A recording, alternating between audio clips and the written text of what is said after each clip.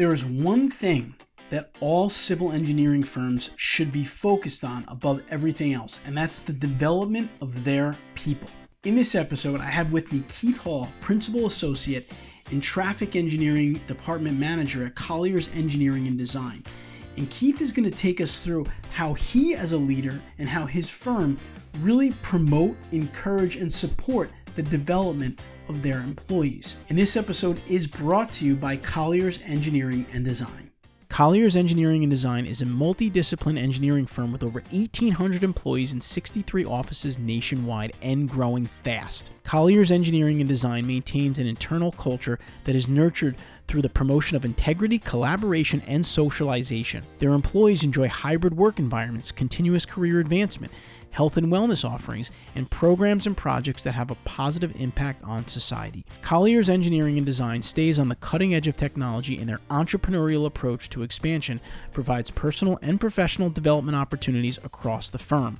Leadership's dedication to the well-being of their employees and their families is demonstrated throughout the wide range of benefits and programs available to them.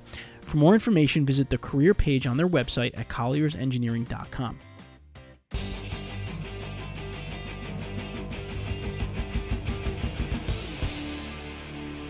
All right, now I'd like to welcome our guest on today's episode, Keith Hall. Keith is the Traffic Department Manager at Colliers Engineering and Design. Keith, welcome to the Civil Engineering Podcast.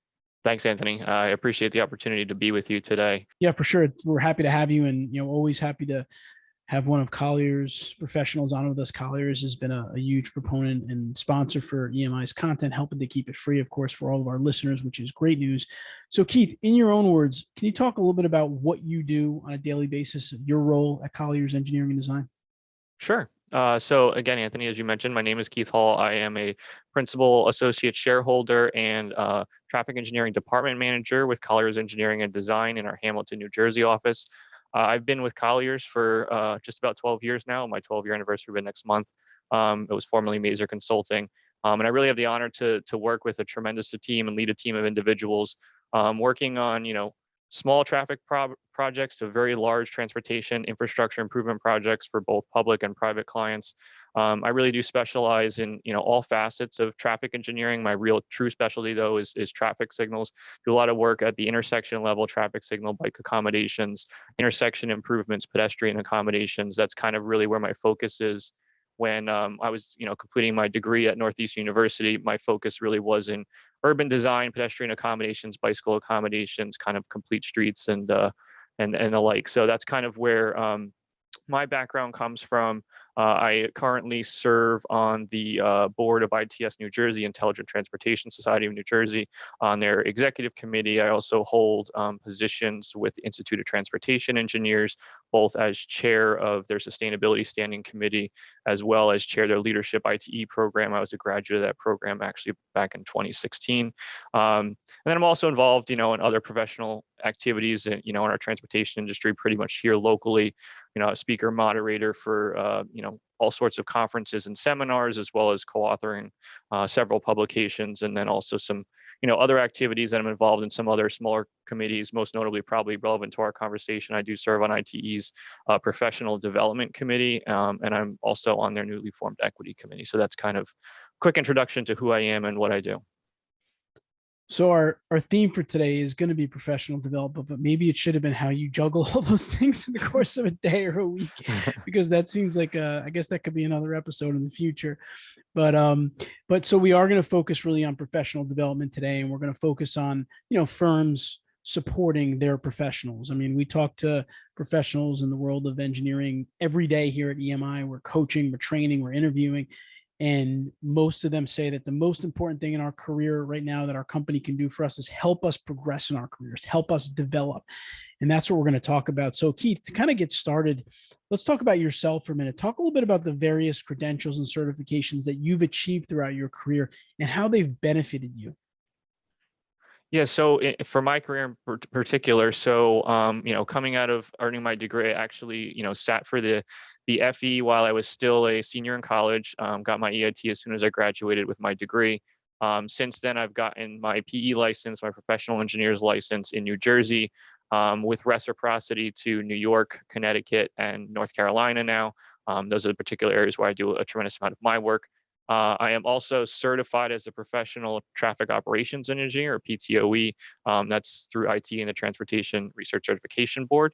I also hold a LEED accredited professional certification in building design and construction, actually something I got while I was in college in the legacy LEED program, and has since held that credential from a sustainability perspective. That's pretty important to a lot of the things that I do, and it has some transportation related impacts. And then I also hold an OSHA credential for a lot of the construction inspection style work that I do. Those are my kind of active certifications that I retain right now. I have a couple other legacy certifications and certificate programs that I've worked through kind of as my career progressed to where I am today. Namely, I was a sustainable transportation professional with the Green Roads program, which is kind of like LEED for roadway and transportation projects. I've also gone through several of the IMSA programs, which is the International Municipal Signal Association. So that's where I was getting a lot of my signal field experience and technical experience from a traffic controller perspective. And really all that together helped me achieve kind of a standard of practice in several key areas and demonstrate my knowledge to not only the firm, but to our clients. And instead of saying, hey, I have some experience working on the projects, we also hold these certificates, which is also pretty important. So that's, some of the benefits that I've seen from it, but also I hold a couple of, I'll call them non-technical certificates, kind of related to what we do. I'm CPR certified, and most recently, the firm actually had several people go through mental health first aid, which is pretty cool to kind of, help provide that resource to some of our internal staff as well that may need a resource to talk to on the mental health topic. So to me, it has helped my career tremendously because again, not only the PE, which is extremely important to what we do, but having well-rounded licenses and demonstration of practice in those areas holds a lot of weight to our clients that we work with. Some of the credentials that I mentioned are actually requirements on some of our projects. So not having them, wouldn't allow me to serve in particular roles on projects, or be a department manager like I am today. Wow, that's great. I mean, first of all, congratulations. It seems like you've, accomplished quite a bit, and, you're a relatively young professional, so that's good for you.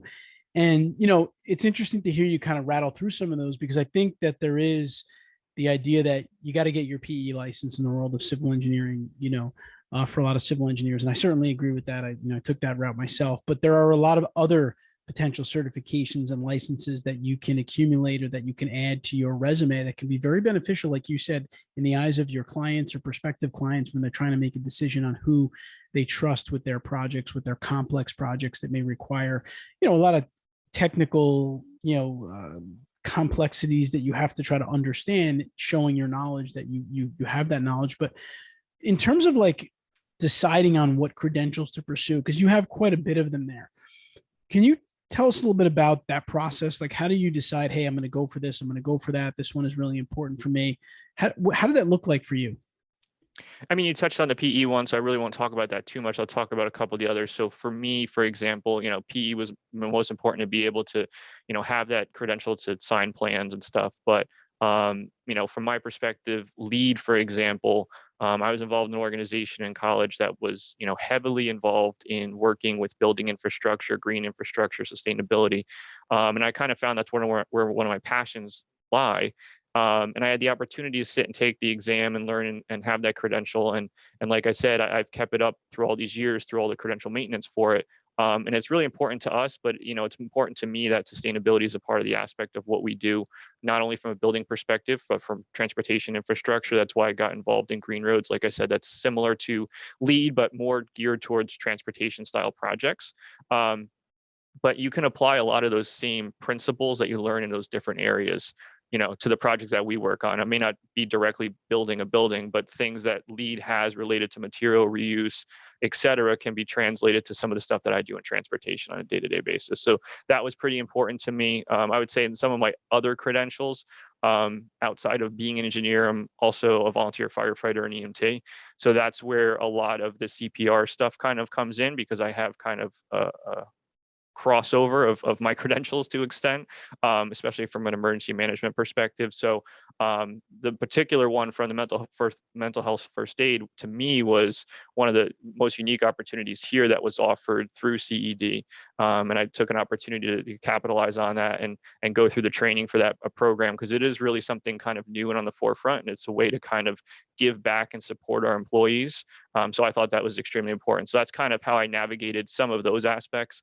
The IMSA one, for example, that's more on the technical side of things, and it was a good resource that is an established credential that's kind of universally recognized, rather than saying, I took a webinar or I read a book. It was a way to kind of demonstrate a good skill set and get good practical experience, aside from, like you mentioned, it being a requirement on certain projects. No, that's great. And I think it's important. I asked that because I think it's important for everyone to think through the credentials. I mean, there's so many of them out there today. You could really be getting them nonstop. And so I think it really is important to think about, what credentials do I need? What credentials does my firm need? How are they going to help us? What do I have to do long-term to maintain those credentials, those licenses, those certifications? There may be a lot of courses you need to take. So, just wanted to kind of bring some light on that, because you really should think through your goals and your team, your division, your company's goals, to make sure you're kind of putting your effort and energy into the right credentials, which it certainly sounds like Keith has done here. So, Keith, I think we both agree that continuing education and development is really important for engineering professionals.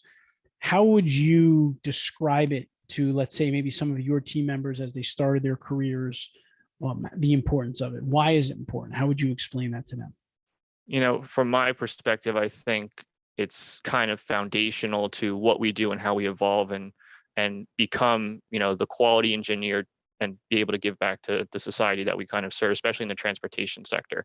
When we go through our courses, leading up to becoming a professional, we go through college and we get a good, foundational understanding of some key elements. But coming out of that, it's really a whole new world of, some of the work that we work on, the projects, the aspects, the industry, and more importantly, it's constantly evolving and adapting.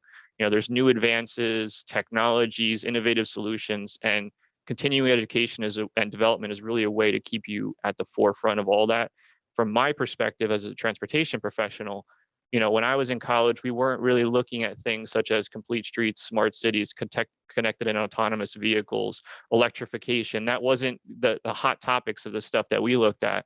And you don't want to kind of be left behind in your industry. So continuing education and development is a way to kind of stay abreast of all those changes. But more importantly, it also gives you the opportunity to expand or, dive deeper or, broaden your horizons in area that maybe weren't part of your, college curriculum or part of some training that you've had in the past. Really kind of sharpen those skill sets and maybe exercise some skill sets that you don't regularly use on some of the projects you do day in and day out. One of the final things I would say on continuing education and development is really, it's not just the technical side. I think it's also the soft skills side. I think as engineers, when we go through college, it's very, very technical. And you come into an industry, particularly a transportation industry, where you have to interact with the public a lot. And when you look at continuing education and development, a lot of that we see, particularly with engineers, evolves around the development of those skills of leadership and management, communication, and working with staff. That really makes a good, well-rounded engineer, and why it's important to kind of be practicing those and reinforcing those and enhancing those, as you move throughout your career. I firmly believe in every day there's a learning experience, and you continuously learn throughout your career. And I think, continuing education and development is the important avenue for doing that. That's great. Yeah. And the soft skills, I mean, that's music to my ears. I mean, that's what we do here at EMI, and we try to preach it all the time, that it's really a critical component of being successful as an individual in your career, but also for companies, if they can develop those people skills, people leadership, project management, those types of skills are just so important in what we do. And I think another point, just to build on off of what Keith said, is, broadening your horizons. I mean, I'm sure Keith, even though he works in transportation, I'm sure some of his projects have involved stormwater and geotechnical engineering. I think the more we can learn, what I always talk about on this podcast is, one of the goals of this podcast is to help civil engineering professionals become more well-rounded.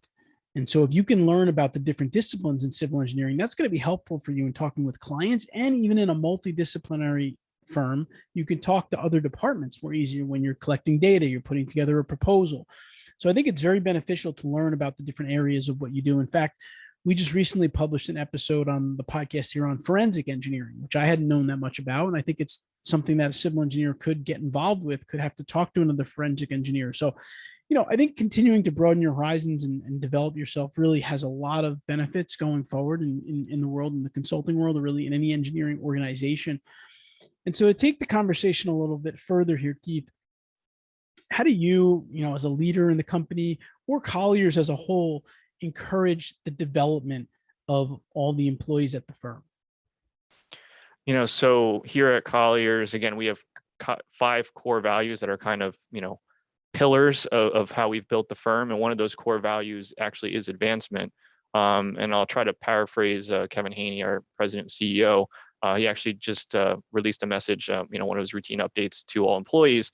And in that message, he talked about actually advancement. And basically, he said it's really about fostering professional development of our staff and providing opportunities for our people so that they in turn can provide better opportunities for their families. And I think that kind of really sums it up really well. CED is a team of professionals that has a diverse range of licenses across almost 50 states and continuing to grow. The big ones that we talk about: professional engineers, professional land surveyors, professional planners, your architects, et cetera. But there's so much more to that, like we've already talked about. We have a lot of complementary, areas, whether it's the Society of Human Resources that our human resources staff get certifications, and whether it's notary publics in our firm, some of the other things that we've already talked about. There's so many other ways to do it. And we'll kind of maybe get in a deeper dive, a little later on in the conversation as one of the key areas that we do that. But CED really has established this as a pillar of our firm, and that piece of advancement is core to what we do.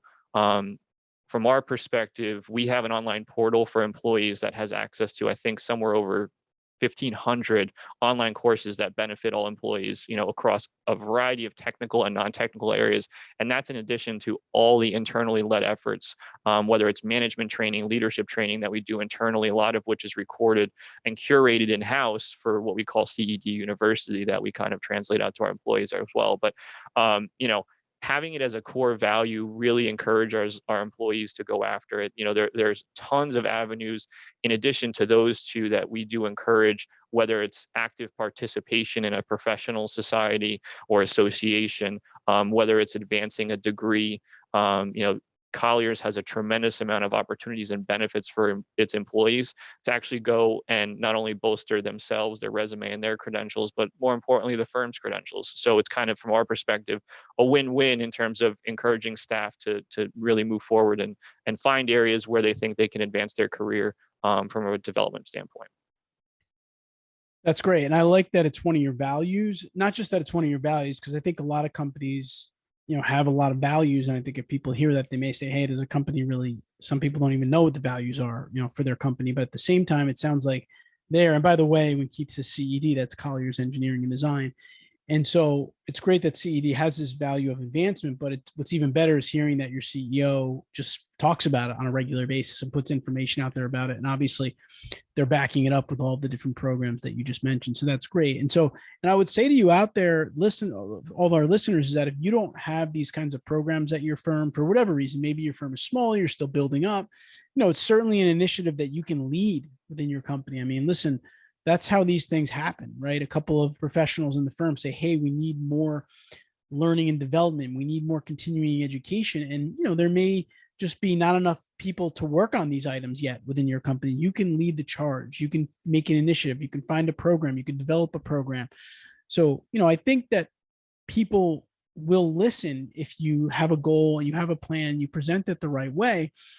And I think also, Keith, you kind of hit on this, and I was going to ask you about this, is that it's really a win-win when a company promotes continuing education, because as your professionals develop more, they become better managers, better leaders, better technical professionals all the way around. I mean, the company is just going to be better in serving their clients. Absolutely.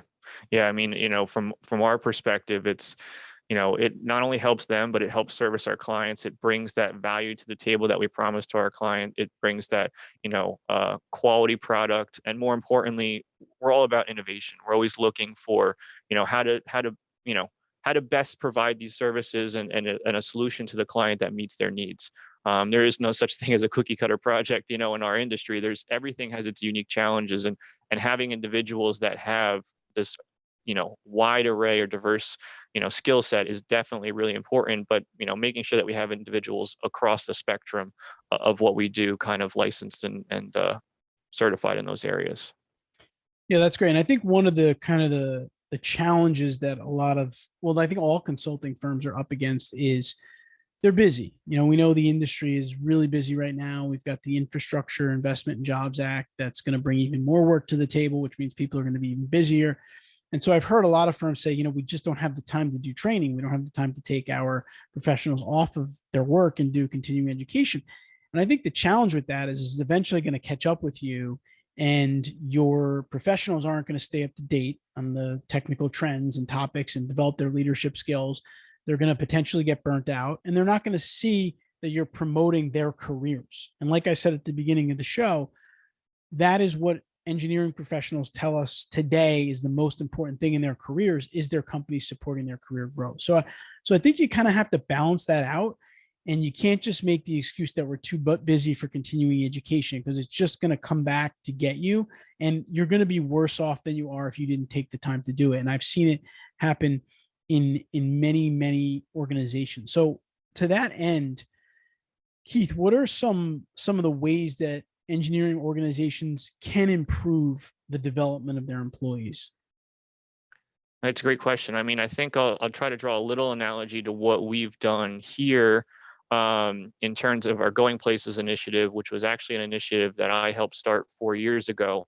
And again, it's kind of teamed Going Places, and the latter half is an acronym for Professional Licensure and Certification Employee Strategy. But really, its mission is to establish a living resource and roadmap linked again to our advancement core value that serves as a mechanism to encourage obtaining professional licenses and certifications and professional development across both technical and non-technical staff to kind of build the qualifications that we already talked about. From our perspective, and the reason why is people say, why did you do this as an initiative?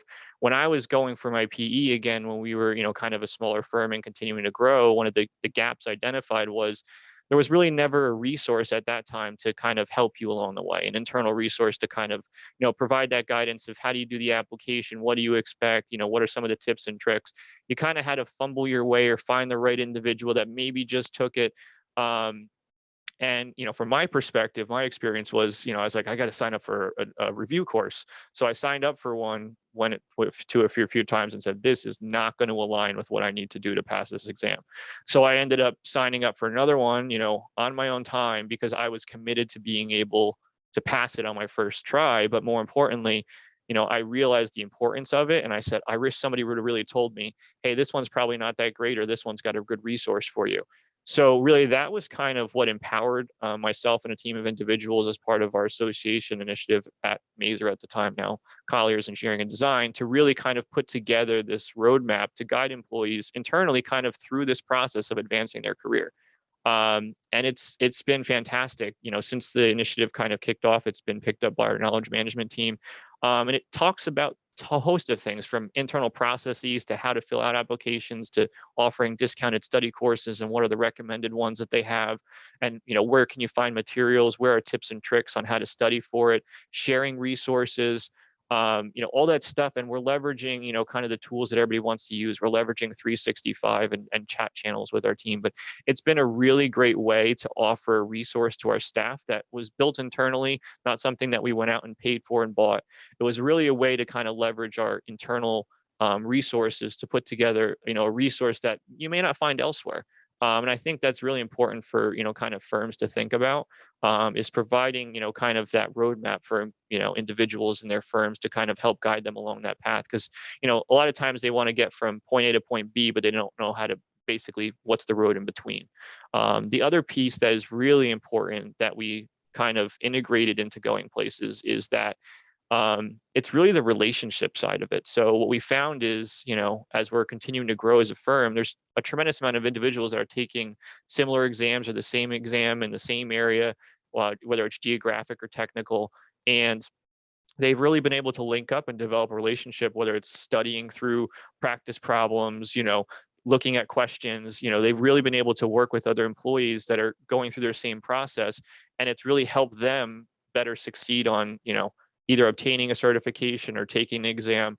So we think that's really beneficial. But one of the highlights that I wanted to, drive home when we did the Going Places initiative is that these licenses and certifications aren't easy. They're difficult to obtain, and not as a lot of time commitment on the employee's end, on the firm's end. But the reality of the situation is not everybody passes the exam on their first time. And we really want to be there as a resource to help our employees, and to be there as a resource that, for those employees that maybe weren't successful the first time, how can we help you be successful the second time?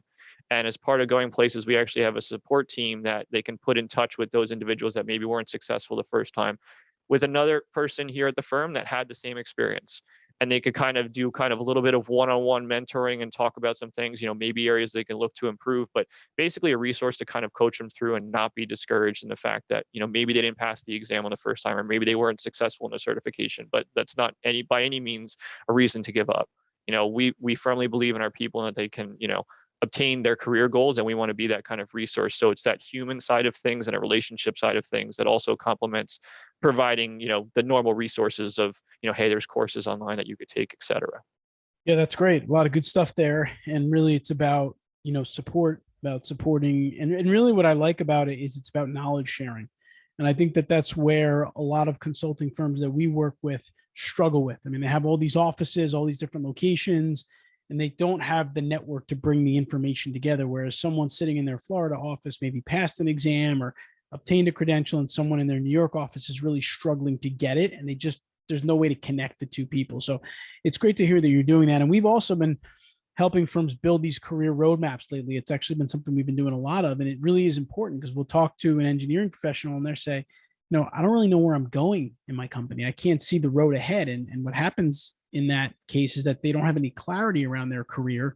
They don't get passionate about it. They don't get excited about it, and they might end up, going somewhere else. And that's certainly not what you want. So great stuff there. One last question that I have for you here in this segment, Keith, related to kind of the development of employees is mentoring. Mentoring can definitely be a part of that. Talk about mentoring a little bit in this process. So yeah, I mean, mentoring is extremely important. I kind of touched on a little bit in the last part, but at Colliers Engineering Design, mentoring is kind of very, very important. It was a passion, and initiated an official mentor program here by our founder, Richard Mazer. And I was lucky enough to actually have him as one of my mentors as part of that program throughout my career, which is extremely exciting. And to be honest, I, learned so much from the conversations that I've had with Richard. And, he's still very much involved in what we do here at CED. But, knowing I can call on somebody and have a conversation with them is very, very important. Mentorship is a combination of what I call informal and formal, relationships from a mentoring perspective. A lot of the informal ones you'll have with colleagues that you work with every day, whether you classify them as mentorship or not, when you think of them, there really are mentoring relationships. But the more formalized ones I have found, give you a real good view of what the future can hold, and is an opportunity to have conversations that may be outside of your normal, I'll call it, sphere of influence. And that's what we really try to do with our formal mentoring program that we have here. Is we link professionals across the firm, different disciplines, different geographies, to have conversations, mentor to mentee, how are things going, what are struggles that they're seeing, questions about the firm, how somebody's career progressed, maybe where they're looking to go, how to develop a career plan. All those things are part of those conversations, but it's not directly maybe the individual that you report to every day or work with every day, which I think is good. And it also really gives you insight, and particularly into our business and our industry, how to progress your career, how fast you want to go, what are the things that worked really well, what are pitfalls to avoid that maybe your mentor has made that, you can learn from in the past. I think those are really, really important, and you can kind of leverage and build both. And having been a mentee in the past in our program and now a mentor in our program for several years, what I really recognize is it's a two-way street. And that's what I talk with my mentees about all the time. Like, not only is it an opportunity for them to learn from me, my experience here with Colliers and my career progression, but it's an opportunity for me to learn from them. Things that they're looking for, questions that they have, where the next generation of engineers is going. I think it's a real benefit to look at it as a learning opportunity and experience for both the mentor and the mentee. So, having both of those pieces does allow, employees to kind of have a path that you mentioned before to look at what that kind of, ladder success looks like. It's kind of different in different industries and different business lines, but, having a mentor that you can call in and have those conversations with, honest, open, and candid is extremely important. I found it really rewarding in my career. Yeah, it's great. I mean, you can go to a lot of programs, learning and development programs, get certifications, but there's nothing like being able to ask questions of someone who's been down the career path already that you want to eventually, get to that position where they are. It's really invaluable. So that's great stuff. All right. So a lot of good stuff here with Keith. We're going to take a quick break and then we're going to come up and we're going to end off by putting Keith on the civil engineering career hot seat. We'll be right back.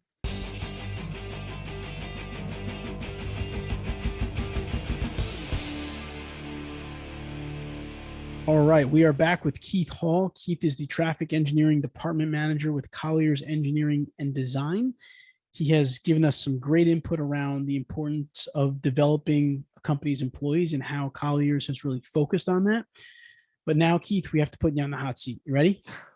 I'm ready. All right, first question. Do you have any specific rituals that you practice every day? For example, maybe a morning routine or a lunchtime routine, or just something that you do consistently on a daily basis that contributes to your success?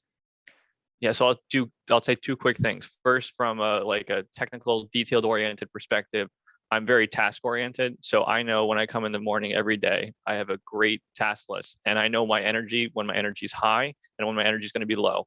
And I line that task list up with the most important things that need to get done.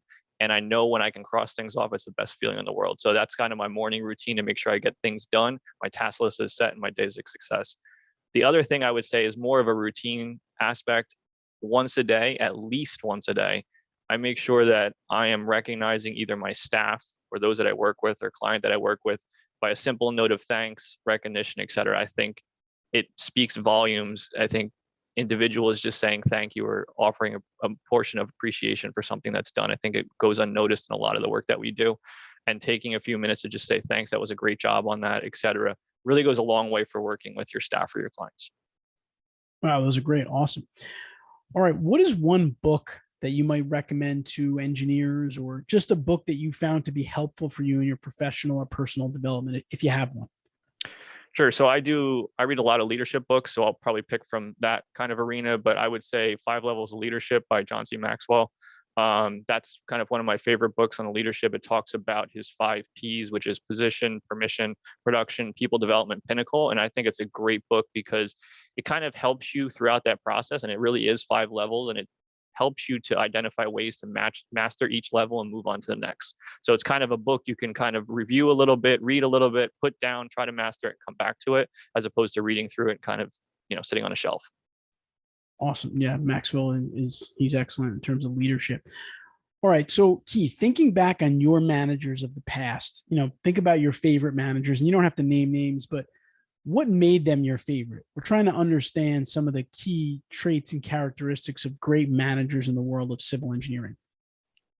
Yeah, so I would have to say it's really, being human and empathetic. I think those are two of the most important things. We work in an industry where human capital is key. And being able to work with somebody that you don't really consider a manager, you consider them a colleague, a friend, a partner in what you do, is really important. My best managers, I don't feel are management me at all. Like, we can have open and honest conversations, we can have dialogue. We're a team rather than you work for me, et cetera. So being human and empathetic to me are the key traits of one of my favorite of my favorite managers thus far. That's great. All right, one last question for you here, Keith. We call it the civil engineering career elevator advice question. If you got into an elevator with the civil engineer, maybe they're early in their career, and you had 30 to 40 seconds with him or her, what career advice would you give them? I would say, find a career and industry that really harmonizes with your personal life and what you deem as your goals for a successful career, kind of your definition of it. There to me is no one right answer for a quote unquote successful engineer. You need to find an opportunity that kind of fits and supports you both professionally and personally. we've all heard the cliche, find a job you love and you'll never work a day in your life. Fact of the matter is there's a tremendous amount of overlap in your career and your personal life, and finding an opportunity that supports that harmony between the two. I don't say work-life balance for a reason. I say harmony because I think they need to kind of coexist with one another. Finding that opportunity and finding a partner, whether it's a firm, an agency, et cetera, that's going to support you on that path is the most important. It's not always about the money. To me, I'm always looking at what's the opportunity, what's going to meet the career goals that I have defined them, and capitalize on those career goals, when they present themselves. I always firmly believe in saying yes to a lot of stuff to learn and grow from it. But with the caveat that, hey, know things when you don't know, and know when it's okay to say no. So I think that would be my advice and a kind of elevator pitch. That's great. All right, Keith Hall, Colliers Engineering and Design. Thank you so much for spending some time with us here on the Civil Engineering Podcast. Thanks, Anthony. I hope you enjoyed my conversation with Keith. Like I said during the conversation, this is something that engineering professionals want more than anything else. So if you're a firm leader, you should think about how you can encourage and support your employees' growth and their career paths. And if you're a working engineer, you should think about how your firm is supporting you. And if they're not, maybe you can develop some new initiatives like Keith mentioned to do just that. Please consider subscribing to our channel here. We put out videos weekly to help engineers become better managers and leaders. We'll see you next week.